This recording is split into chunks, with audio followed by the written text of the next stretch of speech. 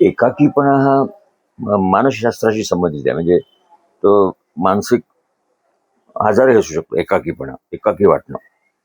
एकटेपणा ही चॉईस आहे. एकटं राहणं ठरवणं, ते रवींद्रनाथ टागोर असं एकलाच्या रोडे, ते एकटेपण आहे. एकटं राहावंसं वाटणं, युनिकनेस किंवा स्पेशल असंही असू शकतं. आणि ही गोष्ट पूर्वी कुटुंब पद्धतीमध्ये, अगदी तुम्ही कुटुंबात राहिलं काय, मित्रांमध्ये राहिलं काय, किंवा दुनियेच्या सोबत राहिलं काय, ते एकाकीपणा, एकटेपणा हे असणारच आहे. अगदी आधीपासून पुढे राहणारच आहे. आता एक चांगला उपाय असा आहे, आम्ही असं एक लिहिलं होतं की जब कोई रहना हमारा, जग अपना लागे सारा.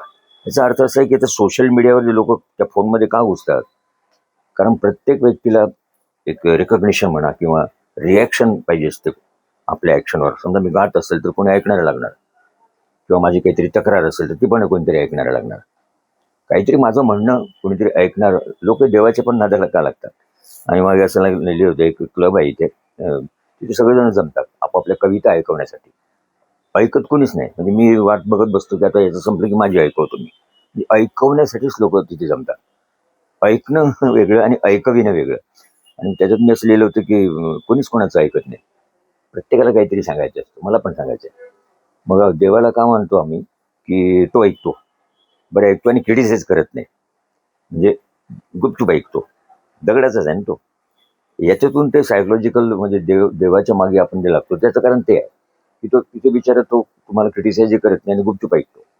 कधी कधी ऐकणारे माणसं रिॲक्ट चुकीची झाली तर ते पण चालत नाही लोकांना. या गडबडीमध्ये त्या सोशल मीडिया, म्हणजे मोबाईलमध्ये त्या नादाला लागलेले आहेत लोक. म्हणजे समजा एकटा आपण घरात असतो तर ते सोशल मीडियावर काहीतरी रील करत राहतो. मी स्वतः बरेचदा ते करत राहतो. किंवा मी एकटा असतो तेव्हा काय फोटो काढत बसायचे. म्हणजे आपल्या हातात कॅमेरा असतो, ते वाद्य वाजवत बसायचं. असं ते मग सदुपयोग होऊ शकतो त्याचा, त्या सोशल मीडियाचा. तर मग काही साध्या साध्या खेड्यातल्या मुली, मला वाटते ती ठाकूर, मैथिली ठाकूर, ती घरात बसल्या बसल्या ते आता ते, तर तसा त्याचा मग फायदा, म्हणजे चांगली गोष्ट. कारण विज्ञान हे शाप की वरदान असंच आहे. तुम्ही त्याला म्हणजे यूज कसं करता. त्याचा मिसयूज झाला किंवा केला तर मग ते शाप ठरेल.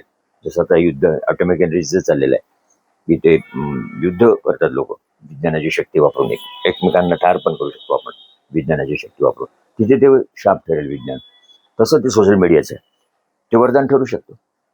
जब कोई रहना अपना, कोई रहना हमारा, जग अपना लागे सारा. तुम्ही जगभर पॉप्युलर असू शकता. म्हणजे आजूबाजूचे लोक तुम्हाला कदाचित ओळखणार नाही. ते म्हणतात ना, आजूबाजूचं कुत्र ओळखत नाही त्याला, त्याला कुत्र ओळखत नाही, पण मग जगातले लोक ओळखतील. तर ते यूज कसं करतो आपण, म्हणजे नवीन कुठले विज्ञान, त्याच्यावर अवलंबून असतं. ते ज्याला जमलं त्याला जमलं. तर ते फार इतकं सोपी नाही आहे, ते स्किल आहे. मीडियाचा, न्यूजपेपरचा किंवा एकंदरीतच विज्ञानाचा उपयोग. तसं ते आहे. त्यामुळे मोबाईलमध्ये ते लोक का घुसतात, कारण ते त्यात ते शोधतात. काय म्हणतात त्याला, रेकग्निशन म्हणा. काय जसं आम्ही लिहिलं होतं की नाही, कोई मरने वाला है, म्हणजे कोई रोने वाला है तो मरने में भी मजा है, आणि सुनने वाला अगर अच्छा नहीं तो गाना भी एक सजा है. तर हे असं ते आहे. त्यामुळे सोशल मीडिया असो की सायन्स असो, तुम्ही त्याला यूज करता त्याच्यावरच अवलंबून आहे. आणि एकाकीपणा वेगळा, एकटेपणा वेगळा. एकाकीपणा हा आजार, म्हणजे ते मानसिक प्रॉब्लेम असू शकतो. एकटेपणा ही तुमची चॉईस आहे. तुम्ही सिलेक्ट. काही लोक एकटं राहणं ठरवतात, मोठे लेखक. काही लोक कोकणात जाऊन, कधी माळगुळकर मला वाटते, म्हणजे त्या कोकणातल्या खेड्यात जाऊन एकटे तिथे लिखाणाचं काम करायचं. तो वेगळा, तो एकटेपणा वेगळा, तो क्रिएटिव्ह असू शकतो. रवींद्रनाथांनी जो सांगितला, एकला चलो रे, तर ती चांगली गोष्ट होऊ शकते सोशल मीडियाचा सुंदर उपयोग केला तर. एकाकीपणा वेगळा, एकटेपणा वेगळा.